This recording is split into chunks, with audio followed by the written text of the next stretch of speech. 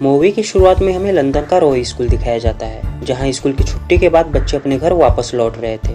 इन्हीं बच्चों में से एक बच्ची फैन भी थी, जिसके पिता उसे लेने आए हुए थे।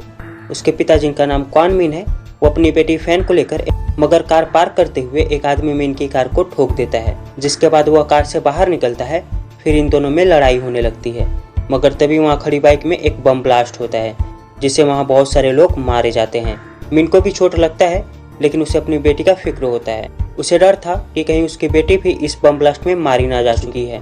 इसके बाद हमें एक न्यूज स्टेशन दिखाया जाता है, जहां पर इवान वुड के नाम के एक आदमी को टेलीफोन पर कॉल आता है, जिस पर कॉलर बोलता है कि हाल में हुए बम ब्लास्ट की जिम्मेवारी ऑथेंटिक आयरन ग्रुप ने ली है और ऐसे ही बम ब्लास्ट होते रहेंगे। इसके बाद इवान वुड अपने बॉस को इसके बारे में बताता है। उसका बॉस उसे इस बारे में पता लगाने को बोलता है। वहीं घटना स्थल पर पुलिस और न्यूज वाले पहुंच जाते हैं। यहाँ पर इवान भी जाकर खूब सारी फोटोज लेता है, लेकिन वो घायलों को देखकर काफी दुखी होता है। तभी इवान को मिन भी दिखाई देता है, जो अपनी बेटी की बॉडी को लेकर रो रहा था। इसके बाद बम ब्लास्ट की न्यूज टीवी पर देखकर कुछ लोग काफी खुश हो रहे थे, जिससे हमें पता चलता है कि बम ब्लास्ट में इन्हीं लोगों का हाथ है। इनमें से एक आदमी बोलता है कि हमें यहाँ से चलना चाहिए, क्योंकि पुलिस वाले हर शक वाले आदमी का चेकिंग करेंगे और हमारा ग्रुप उनकी नजर में आ जाएगा। मगर दूसरा आदमी यह कहता है कि हमें यहीं पर छुपे रहना चाहिए, हम यहाँ पर ज्यादा सेफ हैं। इसके बाद हमें बेलफास्ट आयरलैंड का सीन दिखाया जाता है, जहाँ पर आयरिश डिप्टी मिनिस्टर अपनी असिस्टेंट मैगी के साथ सोया था। तभी उसे उसकी पत्नी मैरी का कॉल आता है, जो उसे बताती है कि लंदन में एक बम ब्लास्ट हुआ है और यह धमाका आयरिश मेंबर ने किया है। इसके बाद Leon English cabinet minister Catherine Davis को कॉल करके इस बम ब्लास्ट की सूचना देता है। वे दोनों इस बम ब्लास्ट के बारे में बात ही कर रहे होते हैं। तभी लियोन कहता है कि अगर तुम्हें इस बम ब्लास्ट के बारे में जानना है तो तुम्हें कुछ लोगों को रॉयल पास दिलवाना होगा, जिसमें मेरा भांजा भी शामिल होगा। कैथरीन इसके लिए काफी मना करती हुआ है, वरना हमारी 19 साल की मेहनत एक बार में खत्म हो जाएगी।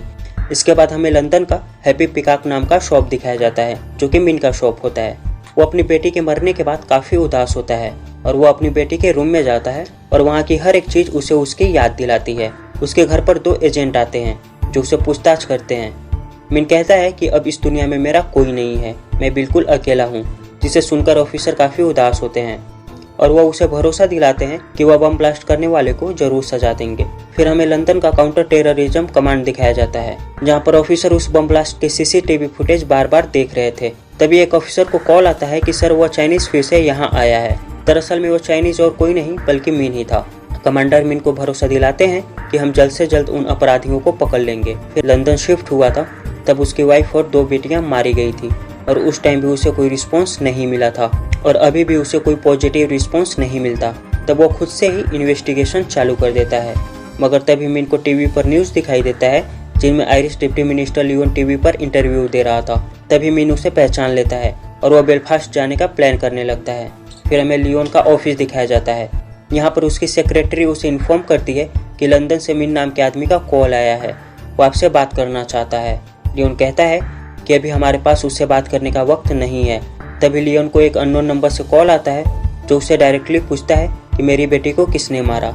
लियोन कहता है कि मुझे इसके बारे में कुछ भी नहीं पता और वो सॉरी कहकर फोन काट देता है। इसके बाद मिन अपनी वाइफ और बेटियों की फोटो जला देता है और साथ में ही एक न्यूज़पेपर को भी जला देता है, जिनमें उसकी वाइफ और उसकी बेटी की खबर थी और वो अपनी फैमिली की मौत का बदला लेने का डिसीजन लेता है। फिर मिन अपनी रेस्टोरेंट को उसके एम्प्लॉय के नाम पर कर देता है, जिसका नाम बिल होता है। वो उसे रोकने की कोशिश करती है, लेकिन वह नहीं रुकता। इसके बाद हमें नॉर्थ आयरलैंड का पोर्ट दिखाया जाता है, जहां मिन वैन लेकर पहुंच गया था और वह सीधा डिप्टी मिनिस्टर के ऑफिस जाता है और वो उनसे मिलने का डिमांड करने लगता है, जिस पर वहाँ के गार्ड उसकी चेकिंग करते हैं, जहाँ उन्हें एक चाकू मिलता है। वह जबरदस्ती मिन को यहाँ से ले जाने वाले होते हैं। तभी लियोन आता है और वह मिन से बात करने को राजी हो जाता है। मिन कहता है कि तुम पुराने आयरिश मेंबर हो और वो उसे एक आर्टिकल दिखाता है, जिस पर लियोन कहता है कि मेरा 30 साल से उनसे कोई कांटेक्ट नहीं है। तो मिन बिना कुछ कहे यहाँ से निकल जाता है।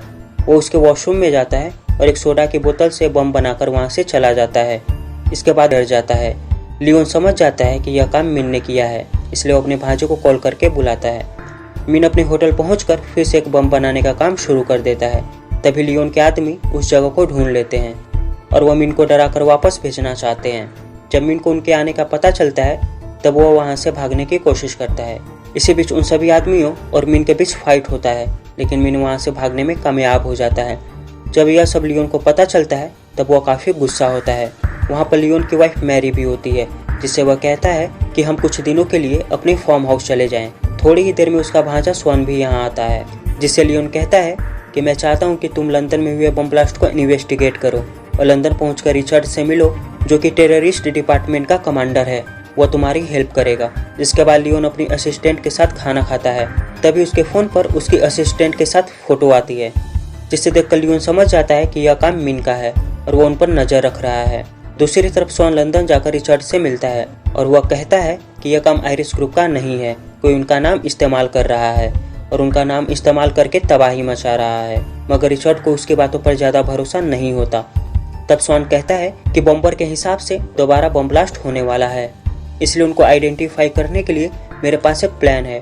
इसमें डिप्टी कमिश्नर करना चाहते हैं। दूसरी तरफ लियोन को मिन से खतरा महसूस होता है, इसलिए वो अपने फार्म हाउस पर चला जाता है। इसके बारे में मिन को भी पता होता है और वह भी अपनी वैन लेकर वहां पहुंच जाता है और वह इसके फार्म हाउस पर नजर रखने लगता है। इसके बाद वो अपने बने हुए बम को उसके गोदाम में फिक्स कर देता है और वह वहां से भाग जाता है। इसके बाद वहां एक ब्लास्ट होता है, जिसे मिन अपनी आंखों से देखता है, जिससे सभी लोग डर जाते हैं। अब लियोन के मन में मिन का डर बैठ गया था। वैसे लियोन की पत्नी उसे खास पसंद नहीं करती है, इसलिए वो उससे कहती है कि मैं, और फिर वह चली जाती है। दूसरी तरफ वह बम बनाने वाले लोग फिर से एक बम बना रहे थे। इस बार वो एक बस को उड़ाने वाले थे।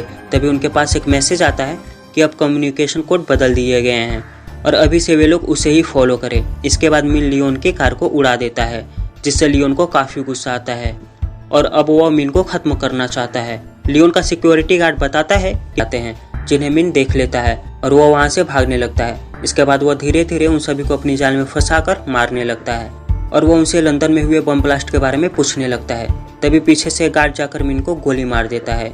फिर भी मिन वहाँ से भागने में कामयाब हो जाता है। वह काफ़ी ज़्यादा इंजर्ड हो गया था, इसलिए वह एक जगह पर जाकर रुक जाता है और वह खुद को फिट करने का ट्राई करता है, लेकिन वह बेहोश हो जाता है।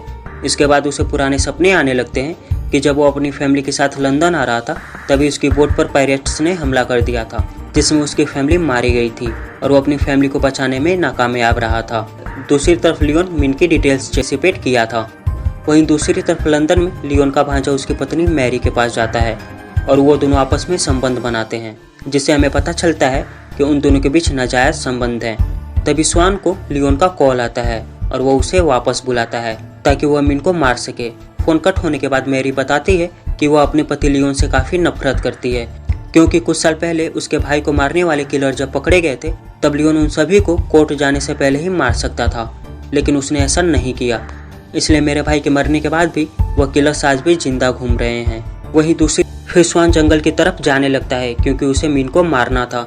इसके बाद रिचर्ड लियोन को कॉल करके गुस्सा करता है और वह कहता है कि आपने कम्युनिकेशन कोड बदलने की बात कही थी, लेकिन बॉम्बर्स ने मीडिया को कॉल करके कोई कोड नहीं बताया। या तो वो आपके प्लान को जानता है, वरना आप इस प्लान में मिले हुए हैं। जिस पर लियोन बताता है कि इस प्लान के बारे में मुझे और मेरे भांजे स्वान को छोड़कर किसी को नहीं पता है। जिस पर रिचर्ड कहता है कि आप जल्द से जल्द इसका कुछ करें, वरना हम एक्शन लेने वाले हैं जो आपकी सरकार को पसंद नहीं आएगा।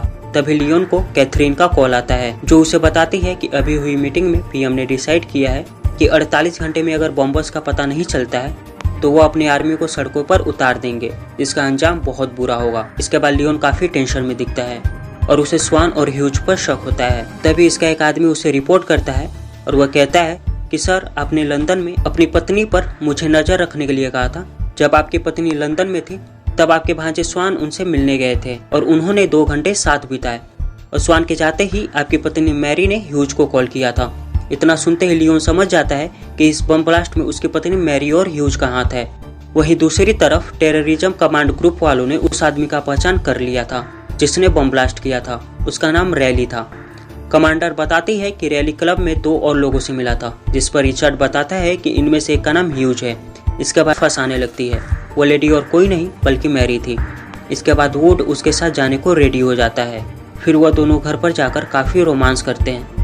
मगर जब इवान नहाने जाता है तभी मैरी बड़ी चालाकी से उसके लैपटॉप में बम फिक्स कर देती है, जो कि उसकी बैटरी वाली जगह पर लगाया गया था। वहीं दूसरी तरफ जब स्वान मिन को ढूंढ रहा था तभी उसे लियोन का कॉल आता है। वो उसे बताता है कि बम्बर का पता चल चुका है, मैं उनकी सारी डिटेल्स तुम्हें सेंड करता हूँ। इसके बाद स्वान मिन को ढूंढते हुए उसके स्टे करने वाली जगह पर पहुँच गया था, लेकिन वहाँ पर मिन नहीं होता है। तभी वो पीछे से उस पर हमला कर देता है। काफी फाइट के बाद मीन स्वान को पकड़ लेता है। स्वान उसे रैली का नाम बता देता है और उसे अपना फोन देकर कहता है कि बाकी बॉम्बर्स का डिटेल इस फोन में है। इसके बाद मीन उसे आज़ाद कर देता है। स्वान लियोन के पास वापस जाता है। लियोन स्वान से कहता है कि लास्ट बॉम्ब अटैक में बॉम्बर्स ने कोई कोड यूज नहीं किया, मतलब उन्हें हमारे प्लान के बारे में पहले से पता था और कोड के बारे में हम बारे में और किसे बताया था। तब स्वान को मैरी से की हुई लास्ट बातचीत याद आती है। वह कहता है कि मैंने इसके बारे में मैरी को बताया था। तो लियोन उसे बताता है कि तुम्हारी आंटी ही इन सभी बॉम्ब ब्लास्ट के मास्टरमाइंड है और उसने तुम्हारे केवल यूज की सब लियोन ने ही करवाया था। वहीं लंदन में बॉम्बर्स का लोकेशन पता चलने पर रिचर्ड वहां पर सैनिक होता है, जिसमें किसी को ज़्यादा चोट नहीं आती और सभी लोग जिंदा थे। फिर रिचर्ड का आदमी उसे रिपोर्ट करता है और वह बताता है कि उसने मैगी को काफ़ी इंट्रोगेट किया, लेकिन लड़की के हिसाब से वहाँ पर एक चाइनीज मैन आया था और उसने उन सभी बॉम्बर्स को मार दिया। उसकी उम्र करीब 60 साल की थी। तब रिचर्ड को अंदाजा हो जाता है कि यह काम मीन ने किया होगा। इसके बाद वे लोग मैगी को भी मार देते हैं। इसके बाद हमें कैथरीन को दिखाया जाता है, जो कि लियोन से कहती है कि मैगी तुम्हारे काफ़ी करीब थी, इसलिए तुम किसी न किसी तरह से इस बम ब्लास्ट में शामिल हो। अगर तुम जिंदा रहना चाहते हो तो वैसा ही करो जैसा हम चाहते हैं। तो लियोन को अंदाजा हो जाता है कि वह दिन पर दिन एक मोहरा बनते जा रहा है। इसके बाद आखिरी बार मिन लियोन से मिलने आता है और वह लियोन को उसकी बीवी की फोटो दिखाकर कहता है कि यह भी बम ब्लास्ट की हिस्सा थी, इसलिए तुम भी इस प्लान में कहीं ना कहीं शामिल थे। और वह लियोन से इस फोटो को सोशल मीडिया पर जबरदस्ती पोस्ट करवा देता है, लेकिन इन सब में लियोन का कोई हाथ नहीं था। इसके बाद वह दोबारा अपने शॉप पर लौट आता है, जिसे देखकर लैब काफी खुश थी और वह खुशी से उसे गले लगा लेती है। और ये सब नज़ारे हिडन कैमरा से रिचर्ड के आदमी देख रहे थे और वो रिचर्ड से पूछते हैं कि क्या हम मीन को मार दें, क्योंकि वह बहुत ही खतरनाक है। लेकिन रिचर्ड कहता है कि इन सब की कोई ज़रूरत नहीं है। दरअसल में वह मीन की काफ़ी इज्जत करता था, क्योंकि मैंने अपनी बेटी का बदला लेने के लिए अकेले इतने सारे खतरनाक लोगों से भिड़ गया था। और ये अद्भुत कहानी यहीं पर ख़त्म होती है। तो दोस्तों प्लीज़ आप लोग मेरे इस चैनल को सब्सक्राइब करें और वीडियो को भी लाइक करें, क्योंकि हमें आपके सपोर्ट की बहुत ज़्यादा ज़रूरत है। तो मिलते हैं आपसे एक और अमेजिंग स्टोरी के साथ, तब तक के लिए।